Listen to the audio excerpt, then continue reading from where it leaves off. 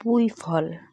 ছোট্টবেলায় এই পুঁই গাছের ফল দিয়ে আমরা এরকম যখন পাকা অবস্থায় থাকতো এরকম তুলে তুলে এগুলো দিয়ে খেলতাম। কত পরিমাণের পুঁই গাছে আর কি ফল এসেছে দেখতেই পাচ্ছ। প্রচুর পরিমাণে ধরে আর কয়েকদিন পরে পুরোটাই পেকে একদম এমন হয়ে যাবে, হাত দিয়ে ধরলে মনে হয় যেন আলতা ধরেছে, এরকম একটা ব্যাপার থাকবে। তবে এই পুঁই গাছের যে বীজগুলো খুব সহজেই যে কোনো জায়গাতে যদি ছিটিয়ে দেওয়া যায়, খুব সহজেই এই বীজ থেকে কিন্তু প্রচুর পুঁই শাকের গাছ তৈরি হয়। আর এখনই সঠিক সময় এই পুঁই শাকের বীজগুলো আর কি ফেলার।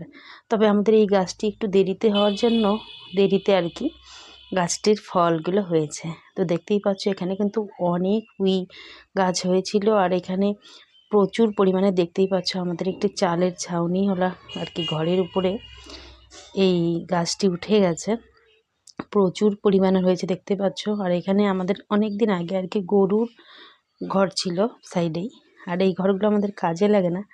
যাই হোক, এই চালের উপর দিয়ে কিন্তু খুব সুন্দরভাবে বেয়ে বেড়াচ্ছে দেখতেই পাচ্ছ, প্রচুর পরিমাণের কিন্তু।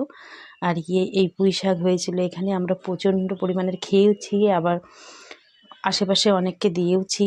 আর এখানে কিন্তু নানান রকমের গাছপালা আছে, আর তার সঙ্গে প্রচুর পরিমাণের বীজও হয়েছে দেখতে পাচ্ছ। আর এই বীজগুলো মানে ধরতে এতটা ভালো লাগছে, মানে বোঝাতে পারবো না, যার জন্য কিছুটা ভিডিও বলে তোমাদের সামনে তুলে ধরা। তো দেখতে পাচ্ছ আমাদের এই একদম আর কি চালের ছাউনি এলো একটি ঘরের, চাল ভর্তি হয়েছিল। আরও তো প্রচুর পরিমাণের মাঝে মধ্যে আমরা তুলে তুলে খেয়েও নিয়েছি, না খেলে কিন্তু এখানে দেখতে পারতে।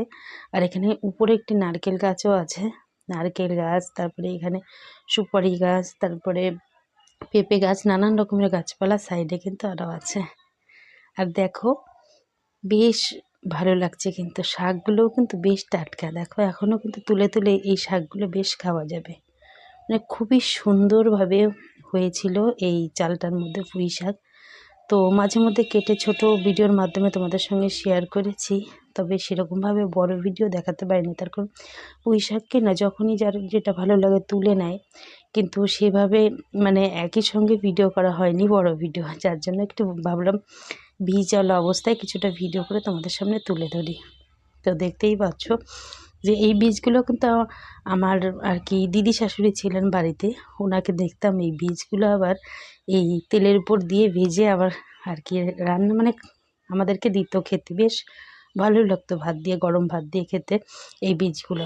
তবে এই বীজগুলো যদি ভেজে খেয়ে নাও তবে কিন্তু নতুন করে আবার আর কি বীজ থেকে গাছ তৈরি হবে না। তবে এই বীজগুলো কিছুদিন রেখে দিলে পুরো যখন পেকে একদম টুকটুকা হয়ে যাবে, ঠিক ওই সময়টা এই বীজগুলো যে কোনো জায়গাতে ছিটিয়ে দিলে সেই ছিটানো বীজ থেকে কিন্তু খুব সুন্দরভাবে পুঁই গাছ তৈরি হয়ে যাবে।